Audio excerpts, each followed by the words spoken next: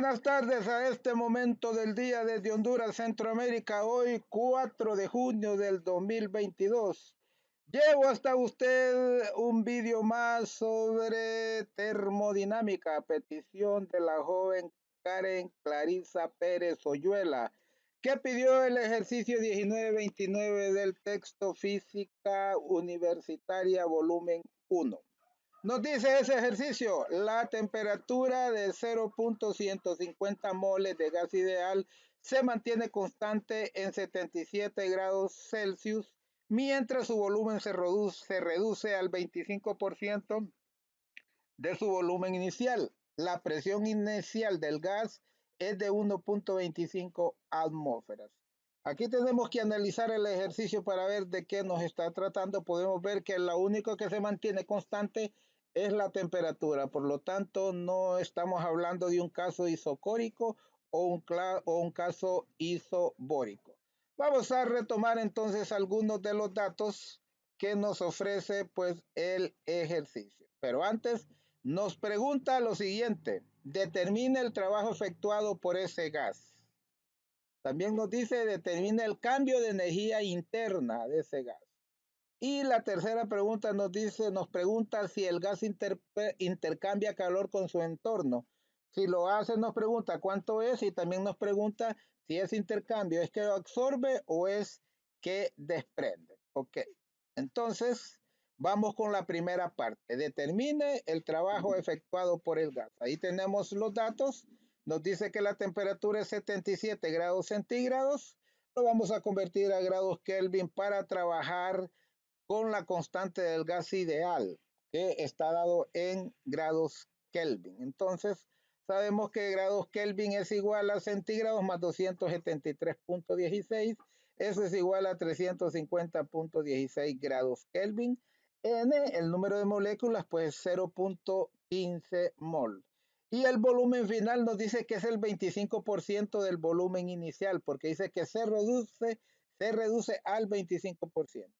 Y aquí la presión 1.25 atmósferas, que en este caso no la vamos a necesitar para resolver el servicio, porque lo vamos a resolver a través de la fórmula del gas ideal, de la ecuación del gas ideal, utilizando integrales. Ok, ahí tenemos los datos. Entonces aquí vamos también a agregar este otro dato, la constante del gas ideal utilizando grados Kelvin, que es 8.31. 4, 5, inclusive si un 5 joules por mol sobre mol por grado Kelvin. Ok. Entonces, si utilizamos ¿por qué? Por eso es que vamos a desestimar este dato que nos dan ahí, porque vamos a trabajar con esta constante del gas ideal. Entonces tenemos que la cantidad de calor en este caso sería igual a la cantidad de trabajo, y eso es igual, ya conocemos la fórmula en la ecuación del gas ideal, es igual a N por la constante, por la temperatura, por el logaritmo de el volumen final entre el volumen inicial. ¿De dónde sale esto? Pues eso pues ya lo vamos a ver utilizando las integrales. Aquí lo tenemos nuevamente, simplemente la cantidad de calor o el trabajo que hace es igual a la integral del volumen 1 inicial al volumen final, lógicamente, de la presión por la diferencial del volumen, ¿verdad? Esta es la fórmula, digamos así, en integral. Ok. Pero también sabemos que la fórmula del gas ideal, la presión por el volumen es igual al número de mol por la constante por la temperatura. Entonces nosotros podemos despejar la presión, el volumen que multiplica pasa a dividir. Por lo tanto, la presión es igual a nRT entre volumen. La cantidad de moles por la constante, por la temperatura entre el volumen. Entonces, nosotros podemos sustituir esto en la integral. Vamos a sustituir a P por eso. Entonces, ¿qué nos queda? Trabajo es igual a la integral del volumen 1 al volumen 2 de nRT entre B por el diferencial de B. Y como nRT es constante porque la variable es el volumen, entonces vamos a pasar fuera del símbolo de integral este valor. Aquí lo tenemos. Por lo tanto, nos queda que el trabajo es igual a nRT por la integral de volumen 1 al volumen 2 de dB sobre B. ¿verdad? Db sobre B. Aquí, perdón, esto sale sobrando, esto no va, porque lo pasamos para acá. Y sabemos pues que la integral de db sobre B, en este caso, es el logaritmo natural. Entonces nos queda que el trabajo es igual a n por r por t por el logaritmo natural de el volumen evaluado en volumen 1 y volumen 2. Entonces, si aplicamos esa evaluación, nos queda nRT multiplicado por el logaritmo natural del volumen 2 menos el logaritmo natural del volumen 1. Y sabemos que las propiedades de los logaritmos, cuando se restan dos logaritmos, lo podemos expresar como el logaritmo del cociente. Por eso lo expresamos como logaritmo natural del volumen 2 entre el volumen 1. ¿Y cuál es el volumen 2? El volumen 2 es el volumen final. Y como el ejercicio nos dice que el volumen se reduce al 25% de su volumen inicial, entonces el volumen final sería 0.25 del volumen 1.